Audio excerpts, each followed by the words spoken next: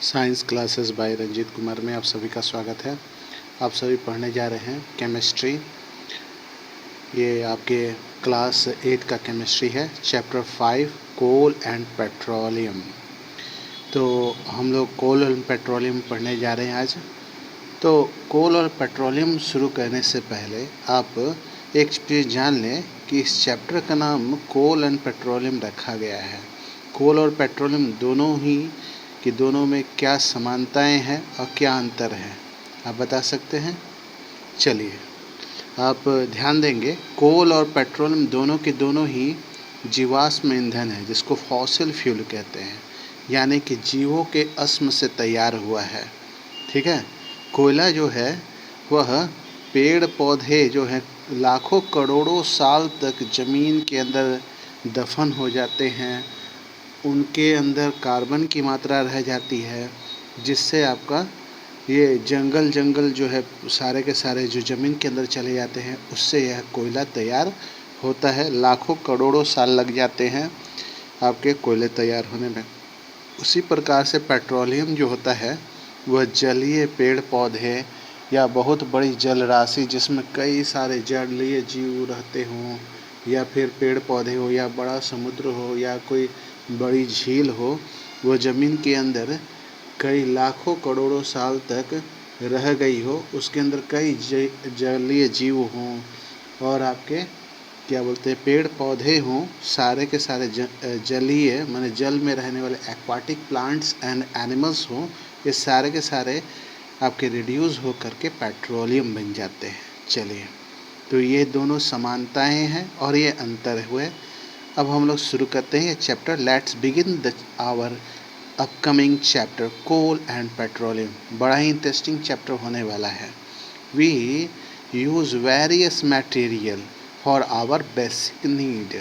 हम लोग अपने बेसिक नीड के आधार पर बहुत सारी चीज़ें इस्तेमाल करते हैं।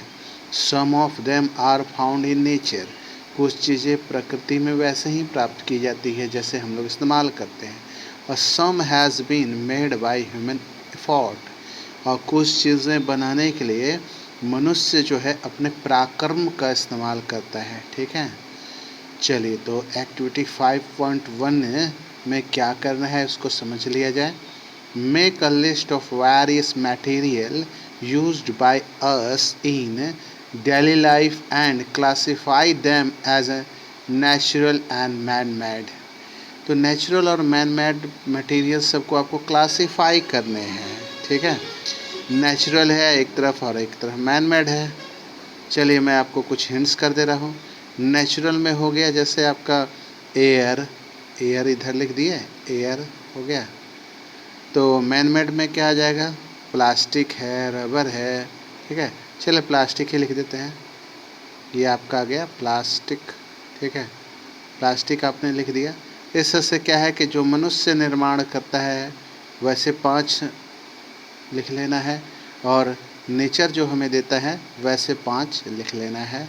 इधर भी 5 मैन मेड जो हम लोगों ने कारखानों में बनाए उन्हें, वो सारी चीज़ें। ठीक है। चलिए, does this list include air, water, soil and mineral? क्या इसमें एयर, वाटर, सॉइल और मिनरल आया? Since all these are obtain from nature. ये सारे के सारे कहाँ से प्राप्त हुए? नेचर से प्राप्त हुए, इसलिए इनको नेचुरल रिसोर्सेस कहते हैं। प्राकृतिक संसाधन हिंदी में हुआ इसका प्राकृतिक संसाधन। इंग्लिश के साथ साथ थोड़ा हिंदी भी समझेंगे। ठीक है।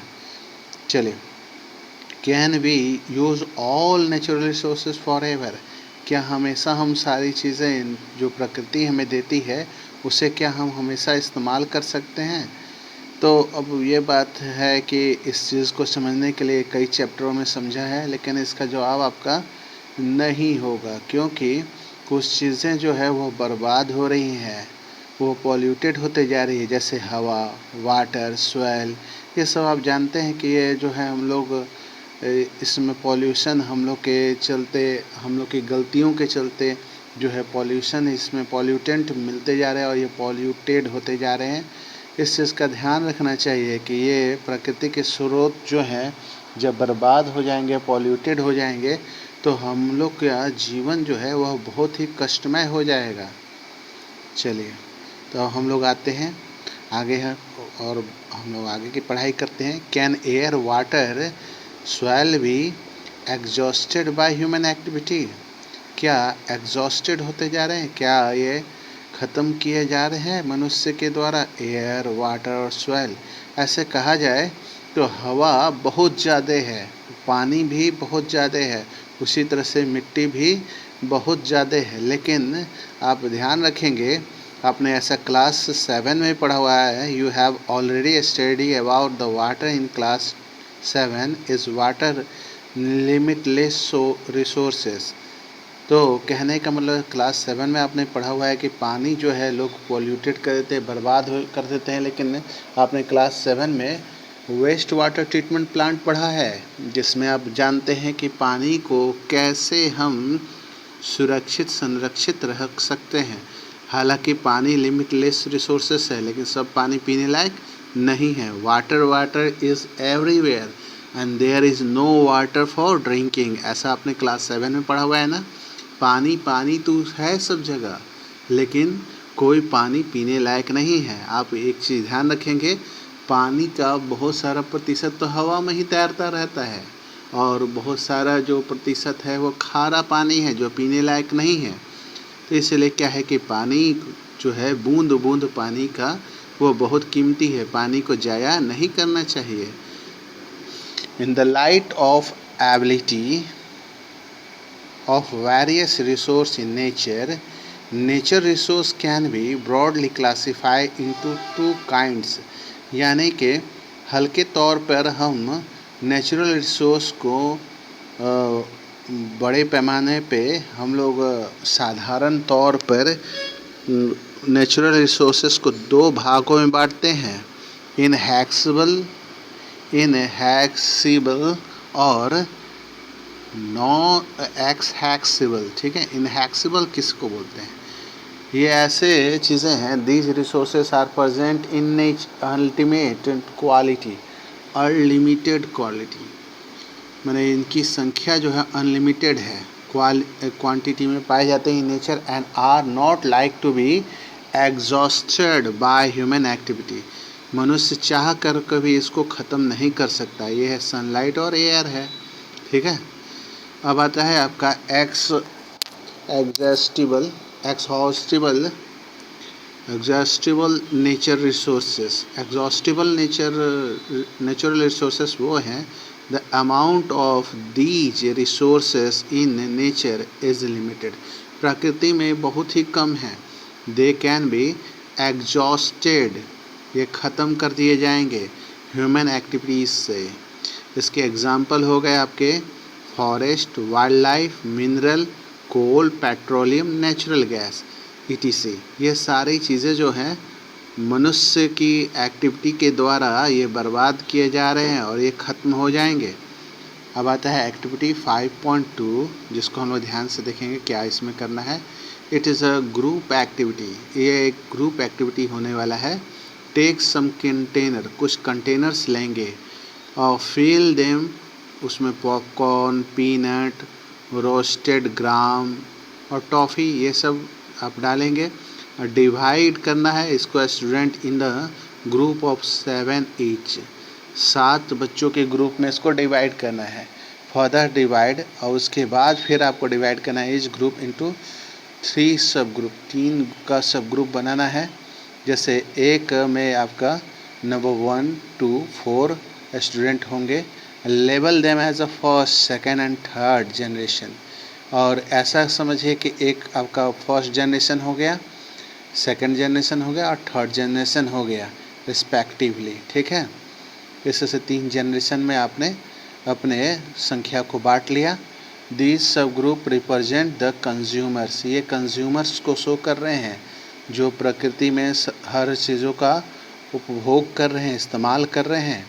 एज पॉपुलेशन इज़ ग्रोइंग, जैसे पॉपुलेशन बढ़ेगा, second and third generation has larger number of consumer की संख्या बढ़ते जाएगी। यानी कि आपका पॉपुलेशन, जनसंख्या जो है वो प्रभावित कर रहा है इन सारी चीज़ों को।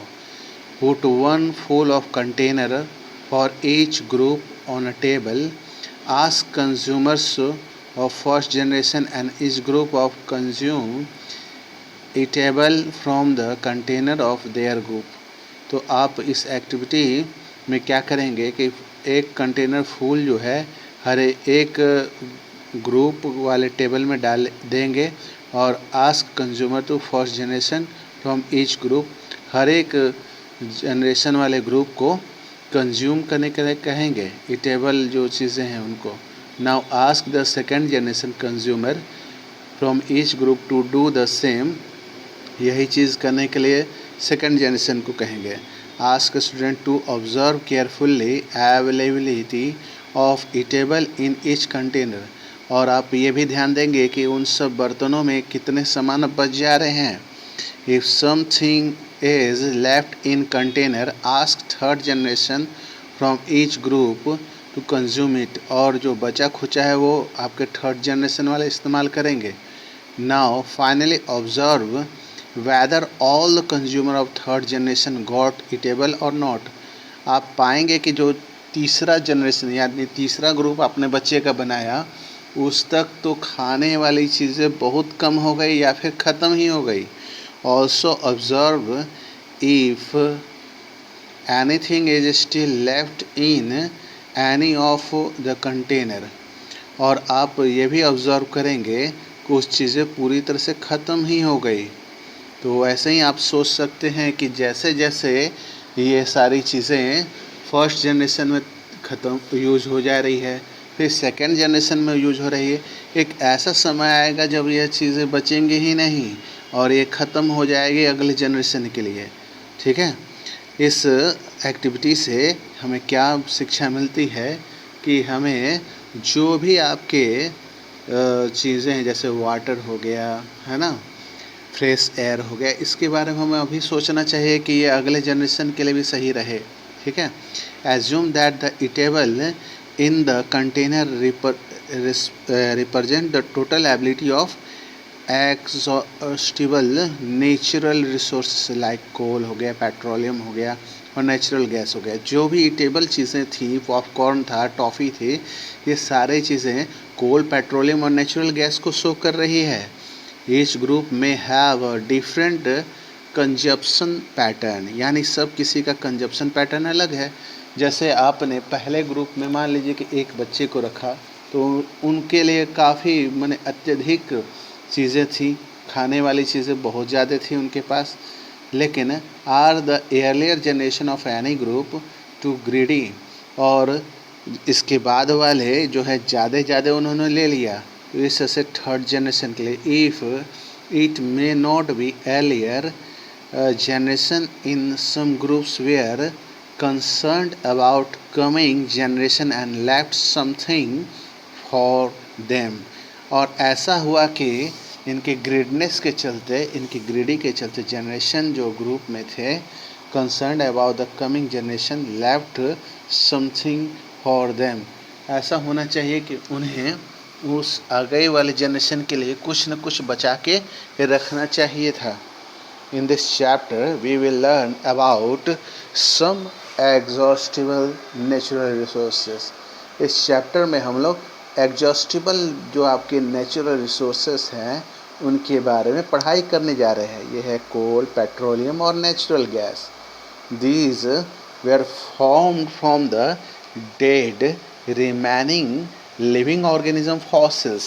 ये सारी चीज़ें जो बने हैं फॉसिल जो आपके मरे हुए जो जीव होते हैं उनके अंश से ये तैयार होते हैं.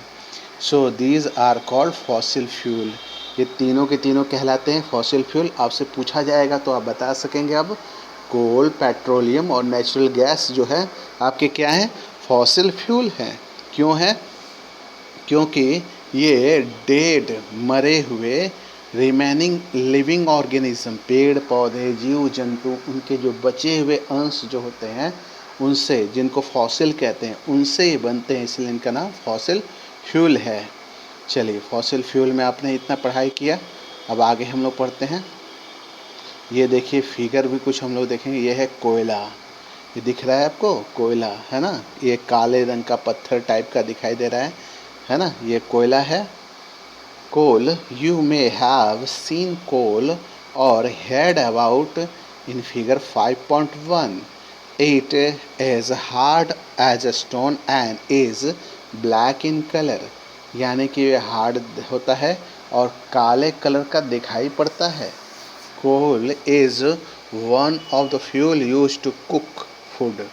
भोजन पकाने के लिए इस्तेमाल होता था, है ना। अब तो बहुत ही कम हो गया है। अब तो कोयला ना के बराबर इस्तेमाल होता है। कहीं कहीं कुछ सेक के पकाने वाले वो भुट्टा या फिर आपका रोस्टेड चिकन करने के लिए या मटन को सीक में जो है लोग भूनने के लिए इस्तेमाल करते हैं कोयले का। लेकिन अब बहुत ही कम हो गया है कोयले का इस्तेमाल। अब तो एलपीजी लोग इस्तेमाल करते हैं, लेकिन सबसे पहले आपका कोयला है जो है इस्तेमाल किया जाता था। उससे पहले लकड़ियाँ, जंगलों की लकड़ियाँ इस्तेमाल की जाती थी। उसके बाद कोयले का इस्तेमाल होता था। उससे काफ़ी धुआं होता था। Earlier it was use in railway engine. बहुत पहले रेलवे इंजन में भी इसका इस्तेमाल होता था, जब आपका स्टीम इंजन था, ठीक है। It was used in railway engine to produce steam to run the engines. Engine को चलाने के लिए ये भाप पैदा करने के लिए कोयले का इस्तेमाल होता था। It is also used in thermal power. Thermal power plant में भी इसका इस्तेमाल होता है, अभी भी होता है। ये प्रोड्यूस इलेक्ट्रिसिटी। ये बिजली जो आता है ना, ये आपके सरकारी वाला बिजली आता है, ये बहुत दूर से, है ना, बहुत दूर से ये आता है। वहाँ पे कोयले को जलाया जाता है। कोयले को जलाने से जो गर्मी पैदा होती है, उस गर्मी से पानी खौलाया जाता है। और पानी खौलने से आपका जो बड़ा सा एक मशीन होता है जिसको डायनेमो बोलते हैं, वो आपका एसी जनरेटर होता है। एसी जनरेटर के ब्लेड को घुमाता है और उससे बिजली पैदा होती है। Coal is also used fuel in various industries. आज भी बड़े बड़े फैक्ट्रियों में कोयले का इस्तेमाल किया जाता है। समझ रहे हैं। अब चलिए हम लोग अगले वीडियो में पढ़ेंगे स्टोरी ऑफ कोल। कोयले की कहानी हम लोग जानेंगे, कोयला किस तरह से आया, है ना। अब इस वीडियो को आप ज़्यादा से ज़्यादा लाइक करें, शेयर करें, सब्सक्राइब करें। और आज के टास्क में जो क्लास 8 के बच्चे हैं, वे आपके टेबल कुछ हम लोगों ने यहाँ पे किया था, टेबल वर्क। इस टेबल वर्क को आपको करना है। इसको फेयर कॉपी में कर लेंगे।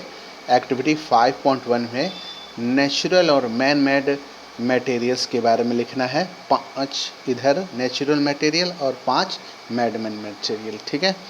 आज की वीडियो में इतना ही। इस वीडियो को लाइक करें, शेयर करें, सब्सक्राइब करें।